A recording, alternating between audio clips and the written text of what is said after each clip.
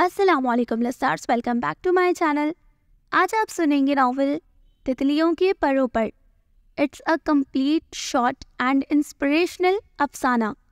ये कहानी है एक ऐसी लड़की की जो बहुत ज़्यादा प्यारी है, मतलब बहुत ही ज़्यादा अच्छी है, बट हीरोइन इतनी अच्छी होने के बावजूद भी उसे गलत जज किया जाता है और हीरो के एक गलत फैसले की वजह से उसकी पूरी ज़िंदगी बर्बाद हो जाती है। ये कहानी है वन साइडेड लव की और ये कहानी है रिग्रेट्स की। अब किसको है वन साइडेड लव और कौन करेगा रिग्रेट, ये तो आपको शायद अंदाज़ा हो गया होगा, और अगर नहीं भी हुआ तो सुनिए आप मेरा फेवरेट अफसाना। हाँ, ये नावल मुझे बहुत ज़्यादा पसंद है। मतलब जब मैंने नॉवेल्स पढ़ना स्टार्ट किया था ना, तकरीबन 2.5 ईयर्स पहले, तो मेरा ये चौथा या पांचवा नावल था।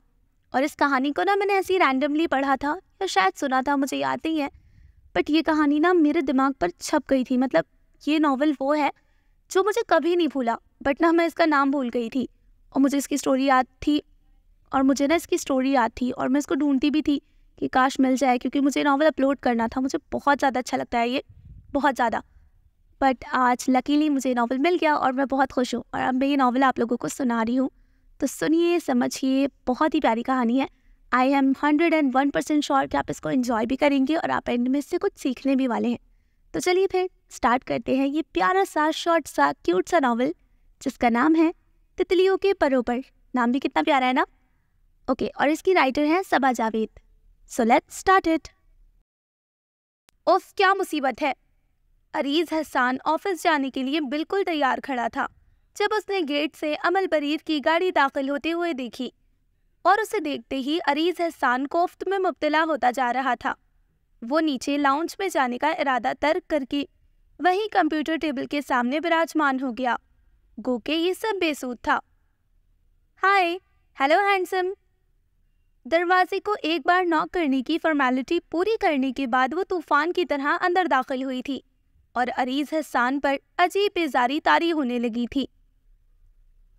Fantastic, you are looking cool. कहीं जाने का इरादा है? उसकी पेशानी पर फैलते शिकनों के जाल की परवाह किए बगैर वो तौसीफी अंदाज में बोली थी। हाँ, आज ऑफिस में एक अर्जेंट मीटिंग है, कॉल की है, वही अटेंड करनी है। खुरदुरे लहजे में जवाब देता वो उसे मुकम्मल नज़रअंदाज कर गया, ब्रीफकेस उठाया और बाहर निकल गया।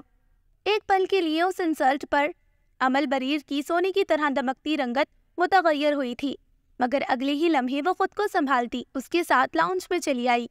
मुलाजमा डाइनिंग टेबल पर नाश्ता सर्व कर चुकी थी। क्या बात हुई है अरीज? एक हफ्ता इस्लामाबाद लगा कर आए हो, खुद से तो शक्ल दिखाने की जहमत की नहीं। अब जो मैं अपनी नींद कुर्बान करके खुद ही ये फरीजा अंजाम देने आई हूँ तो मौसूफ के मिजाज ही नहीं मिलते। वो मसनूई खुफ की आंखों में भरकर बोली। ब्लैक लॉन्ग शर्ट और ट्राउजर में मलबूस बिलाशुबा वो मुजस्समाए हुस्न लग रही थी। शोल्डर कट से बालों की लचक ने जैसे चांद को बादलों के हाले में मुक़ीद कर दिया था। सुनहरी मोतियों की तरह चमकती शफाफ और गलाफी आंखें उसके अंदर की सच्चाई की तर्जुमान थी। वो बेहद हसीन थी।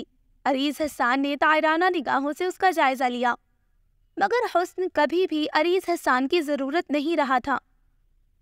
मैं वाकई में बहुत बिजी हूँ अमल, मेरे पास नाश्ते के लिए भी टाइम नहीं है, और जब तुम्हें मालूम है कि मामा और पापा दोनों आउट ऑफ कंट्री हैं और मैं तन्हा हूँ घर पर, फिर तुम इतनी बेबाकी से मुझसे मिलने क्यों चली आई हो? ना चाहते हुए भी उसका लहजा और निगाहें मुर्तइश हो चली थी। एक लम्हे के लिए अमल बरीर बुरी तरह गड़बड़ाई थी। मुझे नहीं पता था कि आंटी घर पर नहीं है, वरना मैं कभी भी ना आती। वो नजरें झुकाकर बोली जैसे अपनी गलती का एतराफ़ कर रही हो। ओ प्लीज़ डोंट बी फेक, मुनाफिक मत बनो, तुम्हें सब पता रहता है। वो हित्तकामीज़ अंदाज में बोला था। गाड़ी लो और वापस चली जाओ, मैं तुमसे बात करने के मूड में बिल्कुल नहीं हूँ। उसे हकदक छोड़कर वो लंबे लंबे डग भरता ग्लास डोर धकेल कर बाहर निकल गया। अमल बरीर हैरत और गुस्से की अमली तफसीर बनी खड़ी थी। उसे समझ नहीं आ रहा था कि इस एक हफ्ते में ऐसा क्या हो गया है कि अरीज हसान उससे इस कदर बेजार नजर आ रहा है। उसकी नजरें ही नहीं, जुबान भी शोले उगल रही थी। उसकी शफाफ आंखों में आंसू बड़ी तेजी से जमा हुए थे, जिन्हें बहुत बेदर्दी से उसने रगड़ डाला। वो तकरीबन भागती हुई गाड़ी तक आई और अरीज हाउस से गाड़ी निकाल कर फुल स्पीड पर छोड़ दी। حسان کمال اور بریر علی کے برسوں پرانے فیملی ٹرمز تھے۔ گزرتے وقت کے ساتھ امل بریر اور عریض حسان نے اس روایت کو برقرار رکھا تھا۔ عریض حسان جدید دور کے تقاضوں کو پورا کرتا ایک وجیح و شکیل اور بھرپور نوجوان تھا، جس کی ذہانت کی چمک اس کی نگاہوں میں صاف دکھائی دیتی تھی۔ امل بریر بھی نازک سی، چھوئی موئی سی، بہت خوبصورت لڑکی تھی، مگر امل بریر کے لیے اس نے کبھی کوئی خاص جذبہ محسوس نہیں کیا تھا اور اس کے عادات و خصائل پر بھی توجہ نہ کی تھی۔ بچپن سے اب تک زویا عریض کی مما کی اپنی زندگی اور مصروفیات تھی۔ عریض حسان کو پیدا کر کے انہوں نے گویا احسان عظیم کیا تھا۔ اسے گورننس کے حوالے کر کے وہ اپنے ہر فرض سے سبکدوش ہو بیٹھی تھی۔ سالانہ امتحان کی رپورٹ پر دستخط کر کے اور عریض حسان کے اکاؤنٹ میں مخصوص رقم جمع کروا کے وہ سمجھتی تھی کہ انہوں نے اس کی ہر ضرورت پوری کر دی۔ دھن دولت سے اس کی مادی ضروریات تو بلا شبہ پوری ہو رہی تھی، مگر ممتا کی توجہ اور فکر کا جو خلا اس کے اندر پنپ رہا تھا، اس کا کوئی نعم البدل نہیں تھا۔ تشنگی کا یہ احساس جو اس کے وجود میں سمایا تو لڑکپن سے سفر کرتا شباب کی دہلیز پر قدم رکھنے تک اس کے اندر بہت مضبوطی سے پنجے گاڑ چکا تھا۔ اسے ہائی سوسائٹی کی مصنوعی خول چہروں پر سجائے گھر کی فکر سے آزاد، بے مقصد زندگی کی طرف بھاگتی، نمود و نمائش میں برتری کی جنگ لڑتی، مادیت پرستی کے خمیر سے گندھی عورتوں سے عجیب سی نفرت اور بیزاری محسوس ہونے لگی تھی۔ جب حسان کمال نے شریکی سفر کے طور پر امل بریر کا نام اس کے سامنے رکھا تو اسے لگا ایک اور عریض حسان بے بسی اور تشنگی کے کسی ویران کونے میں جنم لینے جا رہا ہے۔ جو خلا اس کے اندر بن گیا تھا وہ اسے اپنی اولاد کی وراثت بنتے نہیں دیکھنا چاہتا تھا، اور امل بریر اسی ماحول کی پروردہ تھی۔ اس سے شادی کا مطلب تھا کہانی ایک بار پھر دہرائی جانے والی تھی۔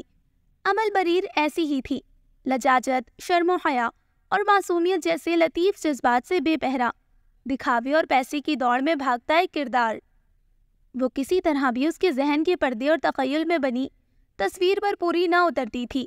اس نے ہمیشہ لجائی، شرمائی اور موم کی گڑیا جیسی لڑکی کو اپنے تخیل کے کینوس پر اتارا تھا، جو اس نمود و نمائش سے پاک تھی، جو مادیت پرستی سے آزاد تھی، جس کی اولین توجہ بدلتے فیشن یا اسٹاک ایکسچینج کے ریٹس کی طرف نہیں تھی۔ ایسی عورت جو اپنے شوہر اور بچوں کی فکر میں ہلکان رہتی ہے، ایسی عورت کا مجسمہ اسے پرسکون رہنے میں مدد دیتا تھا۔ تبھی اس نے بلا سوچے سمجھے انکار کر دیا۔ حسان کمال کی سر توڑ کوشش کے باوجود اس کا انکار اقرار میں نہیں بدلا۔ برسوں کی دوستی، بزنس ٹرمز اور امل بریر کے جذبات کچھ بھی اس کے لیے اہم نہیں تھے۔ دوستی کا ایک احساس جو ان کے درمیان تھا، حسان کمال کے امل بریر کے لیے پروپوزل کے بعد وہ بھی بے حسی اور غلط فہمی کی مٹی تلے دفن ہو گیا۔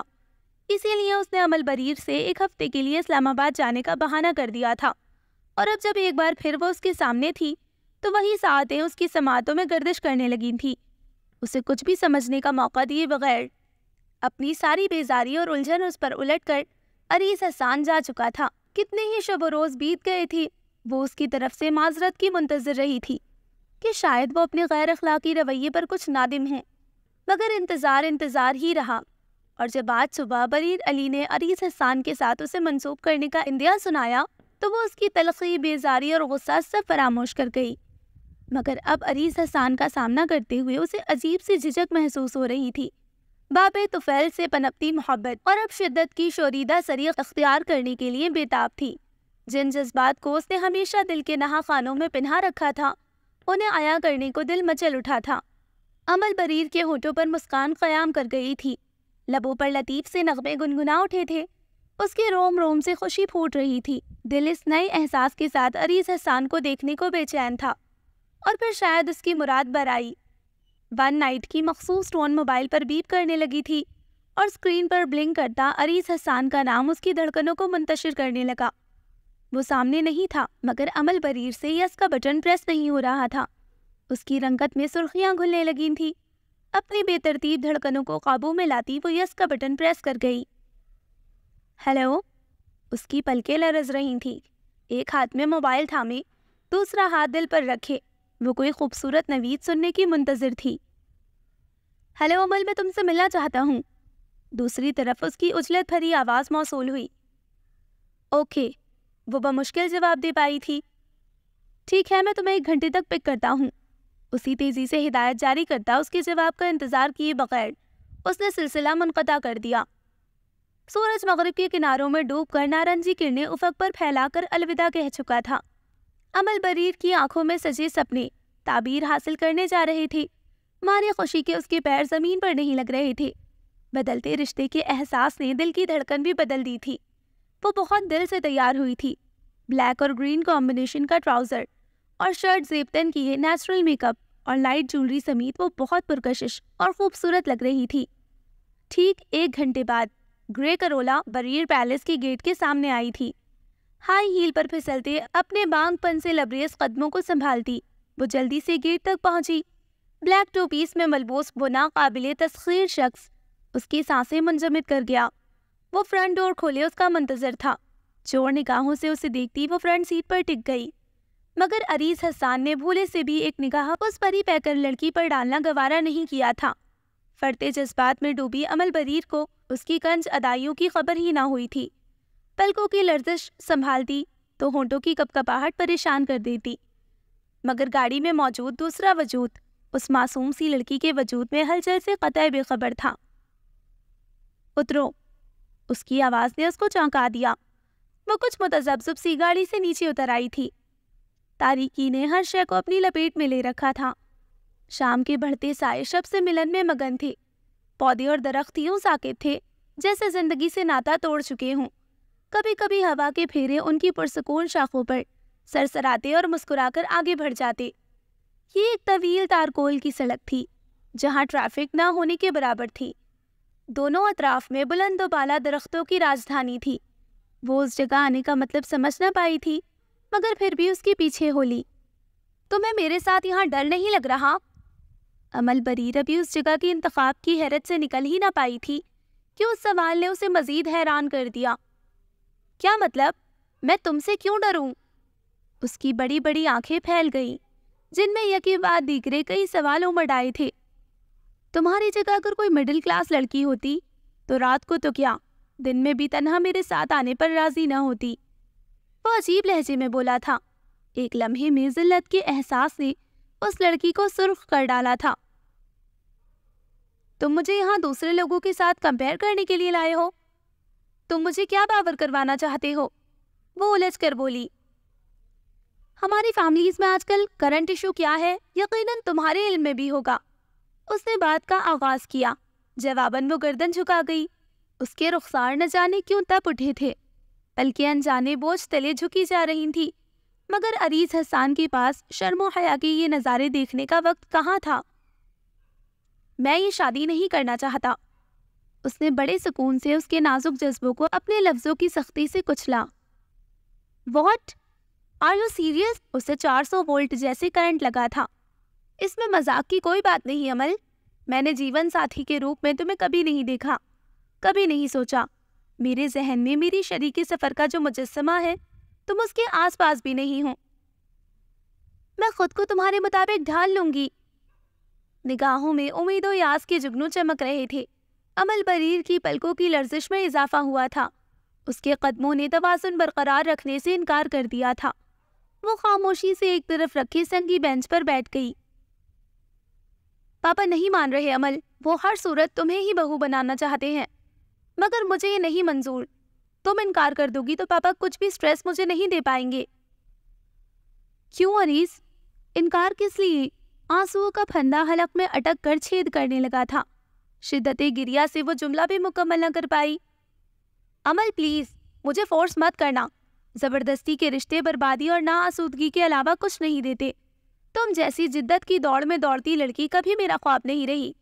مجھے ایسی لڑکی سے شادی نہیں کرنی جو مجھ سے آنکھوں میں آنکھیں ڈال کر بات کرتے ہوئے ہچکچائے نہیں، جسے میری ضرورت سے زیادہ اپنی مصروفیات سے پیار ہو، جس کے لباس سے لے کر انداز و اطوار اور عادات تک مجھے ناپسند ہوں، جسے چھوٹی چھوٹی خواہشیں محسوس کرنی نہ آتی ہوں، جو ایسی نسل کو جنم دے جو لاپرواہی اور تشنگی کے سائے میں پروان چڑھے۔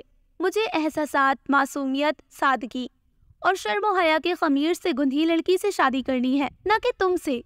میں تمہارے ساتھ نہیں رہ سکتا۔ تمہیں دیکھ کر مجھے عجیب سی نفرت محسوس ہوتی ہے۔ مجھے اپنا مستقبل کسی ویران تاریخ سے سائے سے منسوب ہوتا دکھائی دیتا ہے۔ امل پریر کی نوخیز محبت بڑی تیزی سے چٹیل ویران صحرا میں تبدیل ہوئی تھی۔ یعنی امل پریر کی تفسیر اس نے لاپرواہی، بے حسی، جدت پسندی، بے حیائی اور بے باکی سے کی تھی۔ اس کا جی چاہا تھا کہ عریض حسان کا چہرہ تماچوں سے سرخ کر ڈالے، مگر وہ ایسا نہیں کر سکی۔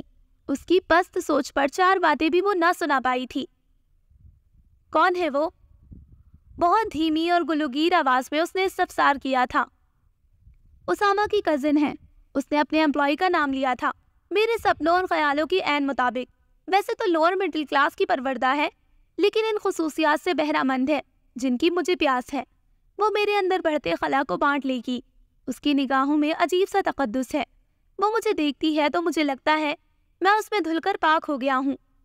نیزے کی کوئی انی تھی جو امل پریر کے دل میں لگی تھی۔ اس کا نازک سا دل اس کی باتوں کی سختی سے چھدا جا رہا تھا۔ یقیناً وہ بہت خاص ہے جسے عریض حسان نے منتخب کیا ہے۔ میری دعا ہے تمہیں وہ سب ملے جس کی تمہیں اس سے توقع ہے۔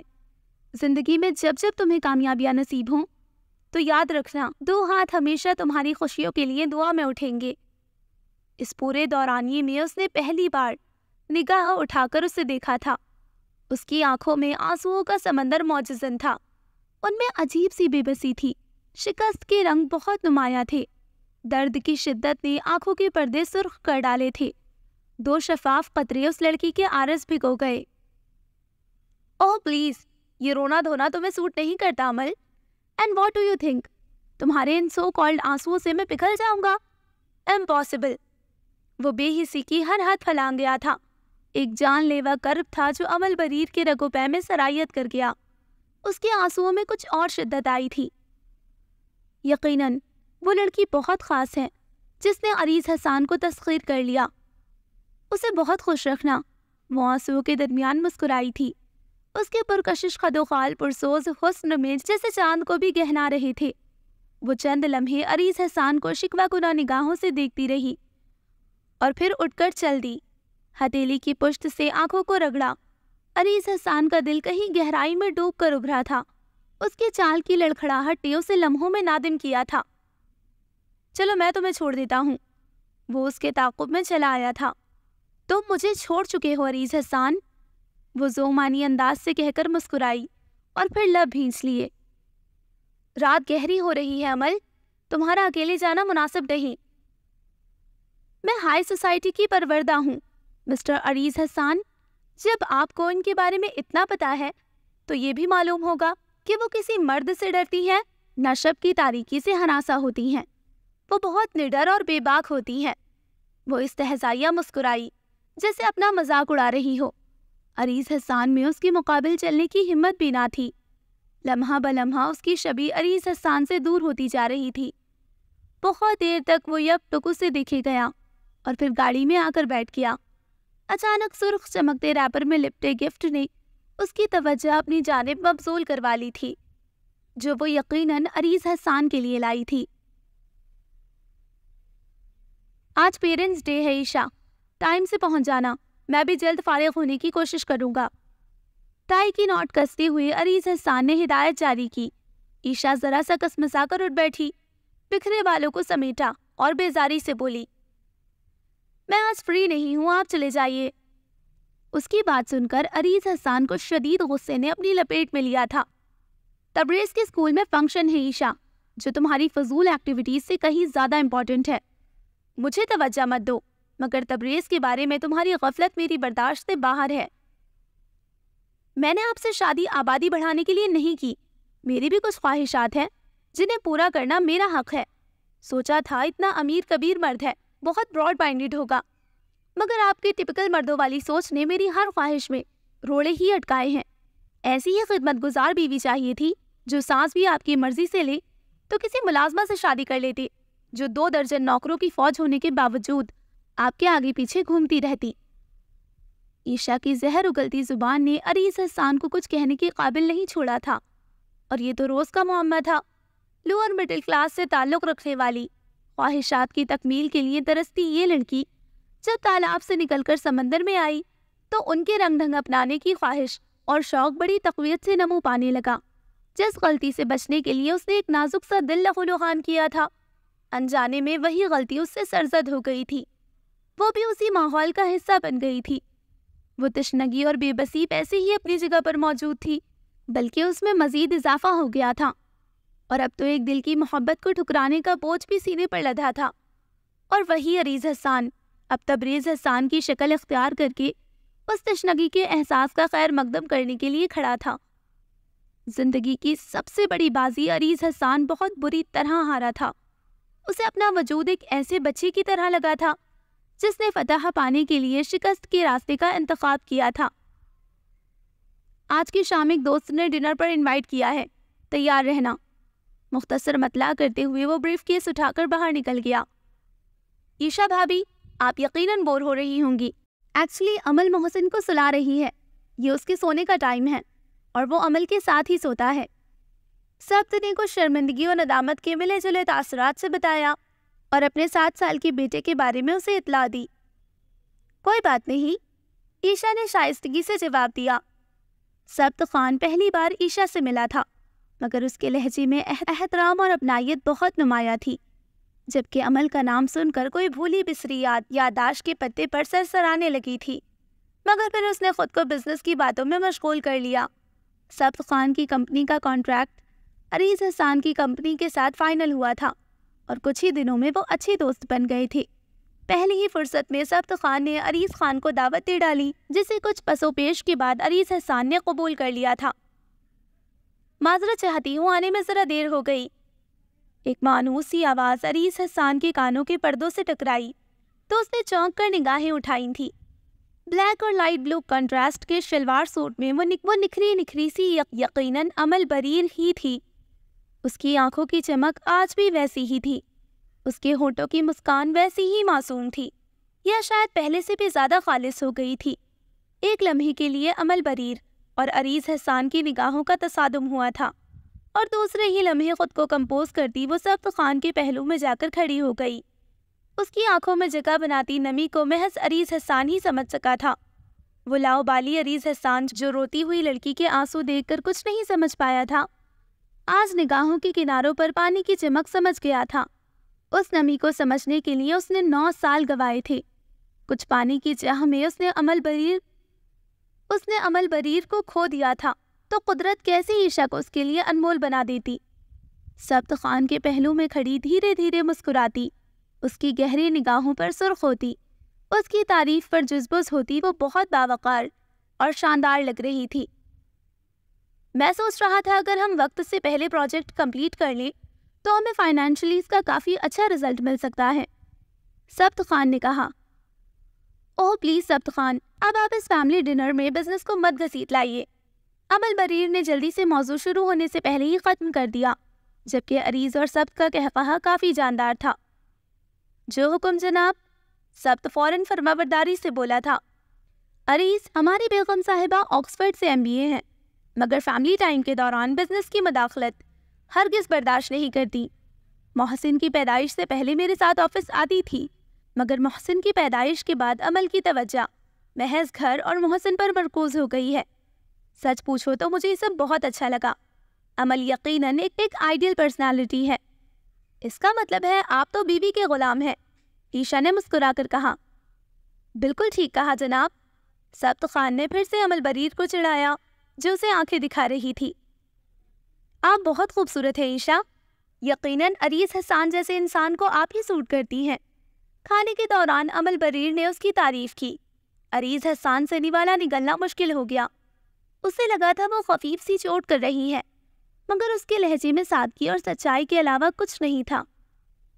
کھانا بہت لذیذ ہے سب، کھانے کی تعریف مجھ سے نہیں عمل سے کرو۔ شادی کے بعد سے کچن انہی کے حوالے ہے، پہلے دن ہی عمل کو بتایا تھا کہ مجھے تمہارے ہاتھ کے کھانے ہی کھانے ہیں، تب سے عمل نے یہ ذمہ داری اٹھائی ہے۔ اس نے میری خواہش کا بہت احترام کیا ہے اور اس بات میں کوئی شک نہیں کہ عمل کے ہاتھ میں بہت ذائقہ ہے۔ سبت خان اس کی تعریف میں ردب اللسان تھا اور اپنے شوہر کی تعریف وہ خوامخواہ سرخ پڑتی جا رہی تھی۔ عریض حسان کو یاد آیا تھا جب آخری بار وہ اس سے ملی تھی تو اس کے دیکھنے پر یوں ہی گلابی پڑ گئی تھی، اس کی نگاہیں یوں ہی جھکی تھیں۔ آپ کافی پئیں گے؟ اس نے اپنی تعریف سے گھبرا کر پوچھا۔ یس شور، عریض خان نے جواب دیا۔ وہ چاہتا تھا یہ لمحے طویل ہو جائیں۔ سبت خان اور عمل بریر کے گھر میں عجیب سا سکون اور مکمل پن تھا، جس کی ہمیشہ عریض خان نے تمنا کی تھی۔ آ جاؤ عیشا، تم یہاں مرد حضرات کے درمیان بیٹھ کر یقیناً بور ہو جاؤ گی۔ وہ مسکراتے ہوئے بولی تو عیشا اس کے ساتھ کچن میں چلی گئی تھی۔ اف، کتنا بور ڈنر تھا۔ یہ عورت کتنی خوبصورت ہے، مگر حد سے زیادہ بے وقوف۔ آپ کو پتا ہے، مجھے بتا رہی تھی کہ اپنے شوہر کے تمام کام وہ اپنے ہاتھوں سے کرتی ہے، کوکنگ بھی خود کرتی ہے۔ پارٹیز وغیرہ کا بالکل شوق نہیں، کوئی سوشل ورک، کوئی ایکٹیویٹی یا بزنس کی مصروفیت کچھ نہیں۔ زیادہ تر گھر پر رہتی ہے۔ آکسفورڈ سے MBA کیا ہے، مگر کہتی ہے بزنس سے زیادہ فیملی پر توجہ دینا اچھا لگتا ہے۔ ایلٹ کلاس کی پہلی عورت ہے جو فیملی بنانے کے چکر میں ہلکان ہے۔ بلا تھکان عیشا بولتی جا رہی تھی۔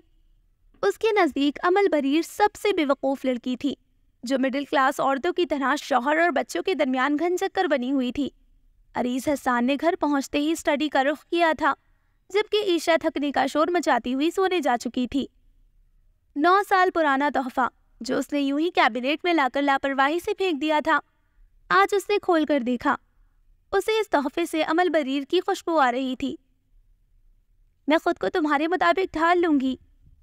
اس کی سرگوشی عریض حسان کے آس پاس گونجی۔ اس کے دل میں درد کی شدید لہر اٹھی تھی۔ اس عورت کا مکمل پن نہ جانے کیوں عریض حسان کو اندر سے خالی کرتا جا رہا تھا۔ اسے قدرت نے اچھا آئینہ دکھایا تھا، جس کے پیچھے وہ بھاگتا رہا، وہ دیوانے کا خواب تھا، اور جسے ٹھکرا کر محرومیوں کو مقدر بنایا، وہ حقیقت تھی۔ اس کے وجود میں ہولے ہولے فولادی ضربیں ٹکرا رہی تھیں۔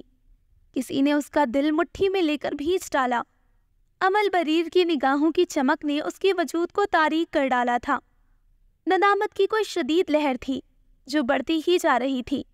درد کا کوئی سفر تھا جو طویل سے طویل تر ہوتا جا رہا تھا۔ اس نے لرزتے ہاتھوں سے سرخ راپر کھولا۔ اندر اس کا مخصوص کلون تھا جو وہ ہمیشہ استعمال کرتا تھا، جس میں بہت خوبصورت ہینڈ رائٹنگ میں کچھ تحریر تھا۔ اس کی آنکھوں کی نمی نے اس تحریر کے عکس کو دھندلا کر ڈالا۔ پھر دھندلائی آنکھوں سے اس نے ان الفاظ کو پڑھنا شروع کیا۔